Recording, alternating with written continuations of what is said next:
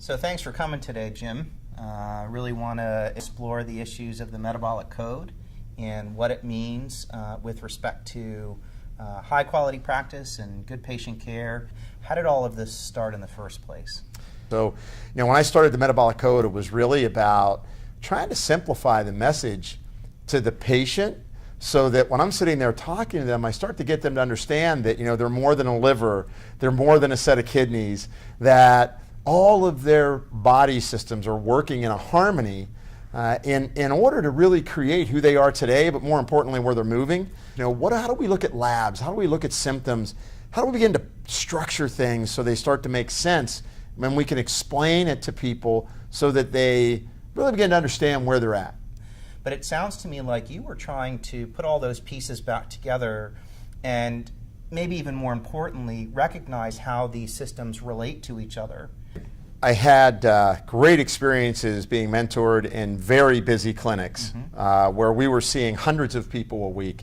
And then when I developed the LaValle Metabolic Institute, we literally had this great opportunity to sit there and look at hundreds of people and recognize these patterns that were going on, that when you get under stress, you start to gain weight. When you get under stress, I start to crave foods. Well, why? What are the metabolic processes that were going on that were creating changes in your lipids, creating changes in oxidative stress, creating changes in the efficiency of your metabolism?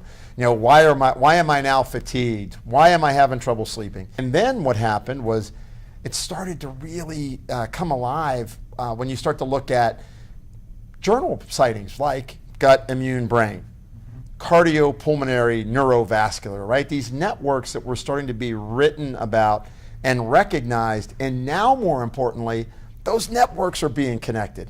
And that's what I think we were fortunate to kind of be at the forefront of. And when you came and first saw my ideas and my thoughts and what we were doing, it was great because with all of your training conventionally, you're at University of Michigan, I was absolutely stunned because it was important for me that it wasn't just a construct, it wasn't fool's gold, that it was meaningful and that these systems and networks were in place, being discussed at major medical universities, like your experience, and then more importantly, that we could build on it. That you could create education around it, you could educate healthcare providers, and you could tell the same story to the consumer of health.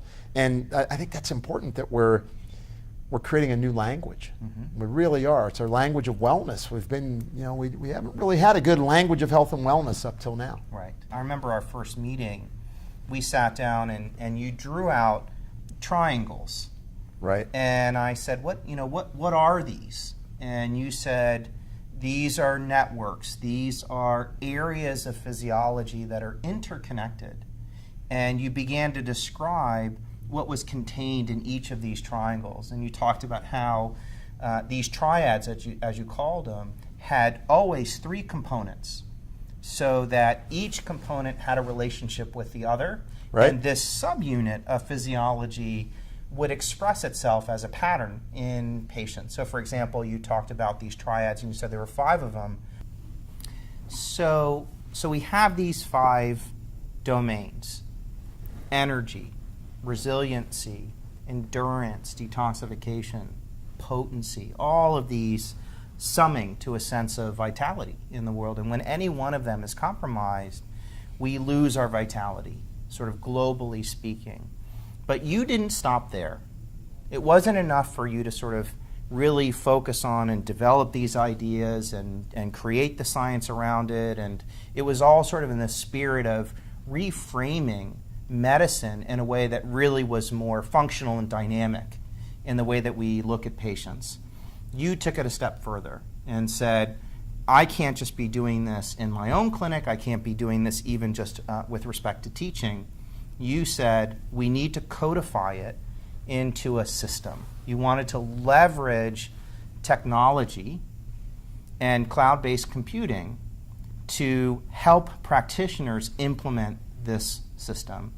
We needed to build a platform that did more than that. It needed to create operational efficiency as well as improved clinical decision making. It also in turn has to be linked to improved outcomes, but it also acts as a financial support for practices. Well, I think it's really important that people can stay in business because you can be the best doctor, and we're taking a lot of time to train. You take a lot of time with people to try to change and influence their lives, but the bottom line is it has to affect a practice in a positive way. And so for you as a practitioner, you're a doc, you've got to practice. What do you think the three most important things are that this system does? I mean, I think it's, from your standpoint, you are kind of a model clinic. You're an individual practitioner. Now you have practitioners under you, I know, as you've grown. But what's it do for you to have the Metabolic Code platform, and how are you going to use it? The first piece is that efficiency. And the system allows us to be very efficient because it does all of that thinking for us to some extent. And it produces this beautiful report that is very simple in the way that it displays what's going on with that individual patient. But it doesn't stop there.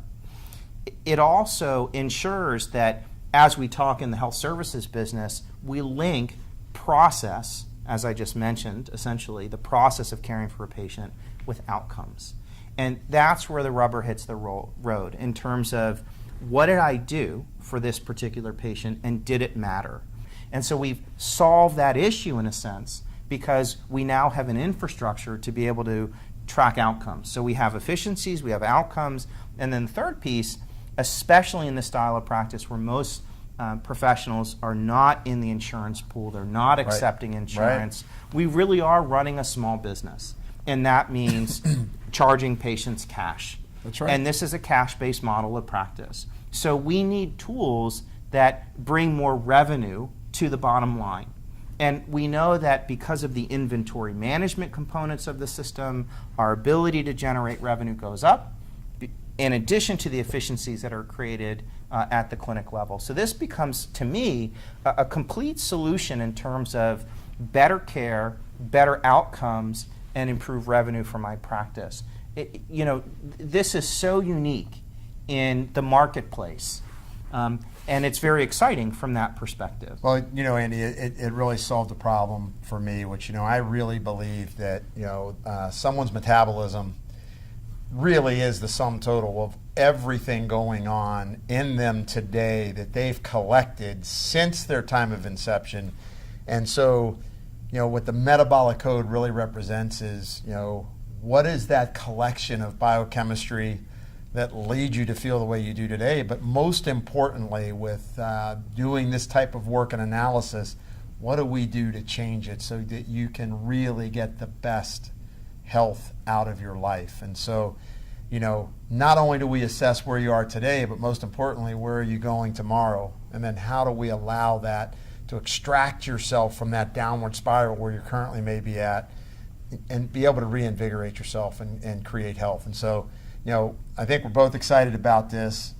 It's a beautiful system that really does help the practitioner to organize themselves, improve the way they deliver the information to their patient, and then most importantly, be able to track, organize, and help them with efficiency so that they can be more profitable as a practice.